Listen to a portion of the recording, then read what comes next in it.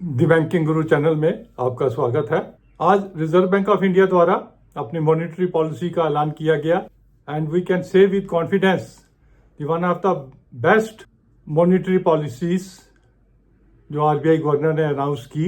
He has front loaded whatever we are expecting in the next 1 year. एक proactive action लेके economy को boost करने के लिए ये पॉलिसी उन्होंने डिक्लेयर की। मॉनेटरी पॉलिसी क्या किया उन्होंने?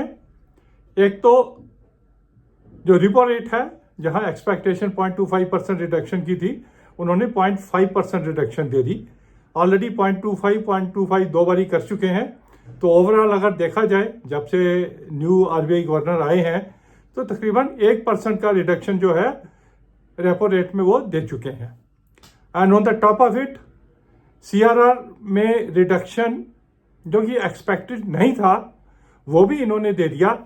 आधा परसेंट नहीं, सीधा 1% का रिडक्शन उन्होंने दे दिया। हालांकि ये इंप्लीमेंट होगा somewhere in October, but yes, एक कॉन्फिडेंस बूस्टिंग और इकोनॉमी को ग्रोथ मोमेंटम देने के लिए और सिस्टम में लिक्विडिटी डालने के लिए ये जो इनिशिएटिव लिया है in advance, it is excellent. तो आइए आज हम अपनी इस वीडियो में देखते हैं कि इन सब चीजों का बैंक और बैंकिंग स्टॉक्स के ऊपर क्या असर पड़ेगा। सबसे पहले रेपो रेट कट 0.5%। बैंकों के एडवांसेज जनरली तकरीबन 50% उनका जो पोर्टफोलियो है वो एक्सटर्नल बेंचमार्क के साथ लिंक रहता है, that is the repo rate. जैसे ही रिडक्शन हुआ तो बैंकों के एडवांसेज जो है इमीडिएटली वो आधा पोर्टफोलियो तो उसमें सीधा ही कम हो जाता है, विदाउट अप्लाइंग ऑटोमेटिकली कम हो जाता है। तो दैट वे इमीडिएटली बैंकों का जो प्रॉफिट है एक क्वार्टर के लिए कह लीजिए थोड़ा सा कम हो सकता है on account of this matter. But ये जो थोड़ा सा नेगेटिव इंपैक्ट आता है इमीडिएट, वो कंपनसेट हो जाता है सो मेनी अदर थिंग्स के साथ। जहां डिपॉजिट की अगर बात करें तो इस चीज को फोर्सी करते हुए कि रेट कट्स आने वाले हैं, बैंकों ने अपने डिपॉजिट्स के जो शॉर्ट टर्म टेन्योर वाले डिपॉजिट्स थे उस पर रेट ज्यादा दिया हुआ था, और लॉन्ग टर्म जो टेन्योर वाले डिपॉजिट्स थे उस पर इतना ज्यादा इंसेंटिव नहीं था। तो जनरली लोगों ने अपने शॉर्ट टर्म टेन्योर वाले डिपॉजिट्स करवाए हुए थे, वो इमीडिएटली जैसे जैसे मैच्योर होंगे, रिन्यू होंगे, तो वो लोअर रेट ऑफ इंटरेस्ट के ऊपर रिन्यू होंगे। तो ये जो टेम्पररी मिसमैच आएगा एडवांसेस के रेट कम होने में और डिपॉजिट्स के रेट कम होने में, वो से over a period of 1 quarter वो एडजस्ट हो जाएगा। अब जहां सीआरआर की बात है, 1% रेट कट जो सीआरआर है उससे तकरीबन 2.5 लाख करोड़ की लिक्विडिटी जो है सिस्टम में इन्फ्यूज होगी। वही अब यही 2.5 लाख करोड़ जब एडवांसेस दिए जाएंगे तो banks can earn on an average तकरीबन 9% का रिटर्न जो है उनको वो ले सकते हैं। 15,000 करोड़ के करीब सीधा प्रॉफिट बैंकों के खाते में आएगा over a period of 1 year. तो सीआरआर का ये एक एडिशनल बेनिफिट मिलता है बैंकों को। और सबसे बड़ा जो बेनिफिट जो है बैंकों को मिलता है बॉन्ड्स में।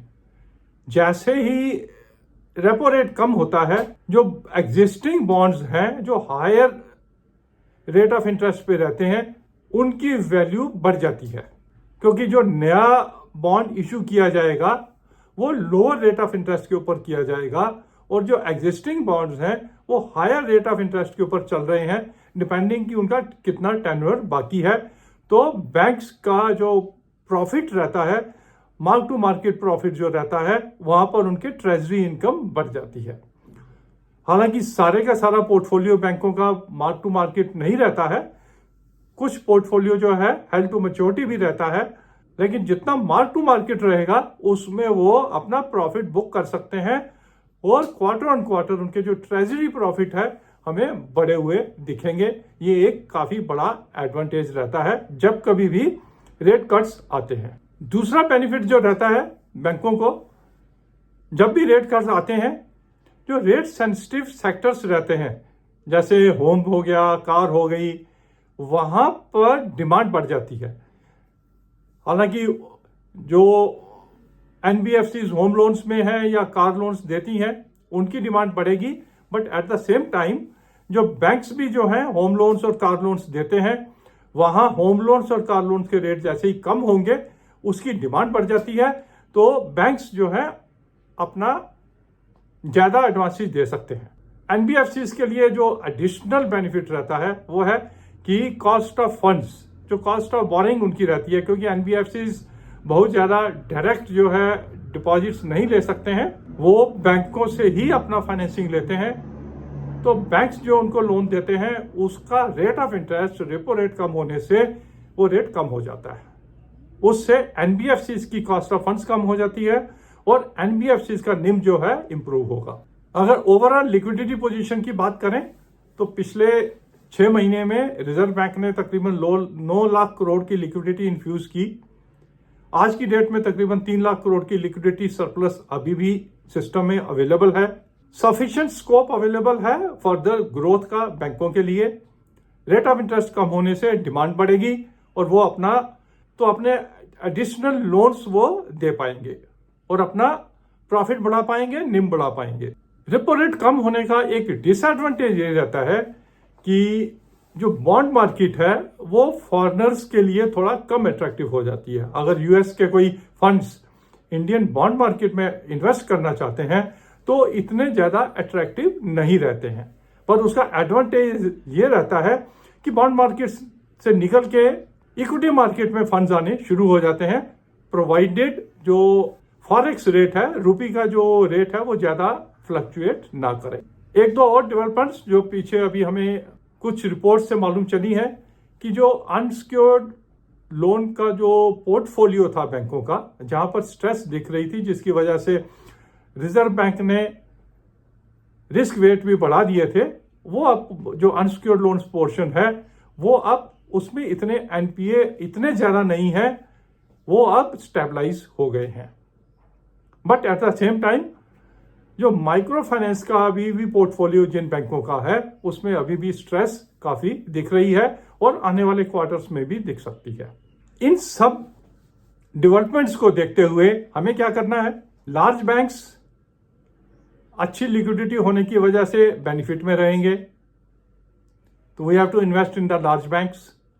एनबीएफसीज की कॉस्ट ऑफ फंड्स जो है वो कम हो जाएगी और वो एनबीएफसीज जो होम लोन एनबीएफसीज हैं या कार लोन एनबीएफसीज हैं वो ज्यादा अट्रैक्टिव हो जाएंगी, हमें वहां इन्वेस्ट करना है।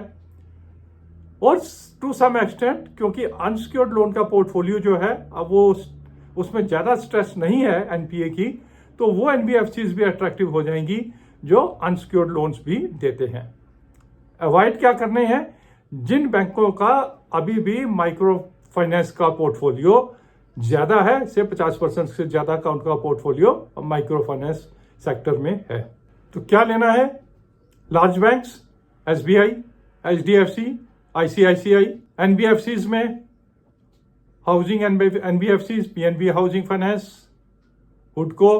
अनसिक्योर्ड लोन्स की अगर एनबीएफसी लें तो Bajaj finance. But at the same time उछल के हमें नहीं लेना है, क्योंकि मार्केट जो है इन सब चीजों को एनकैश करके चल रही थी टू ए लार्ज एक्सटेंट। इसलिए हो सकता है एक करेक्शन हमें मिले हायर लेवल से, हमें उस समय एंटर करना है, ना कि किसी भी रेट के ऊपर, औने पौने रेट के ऊपर हम उसको जो है एंटर कर लें और हायर लेवल्स पे हम फिर फंस जाएं।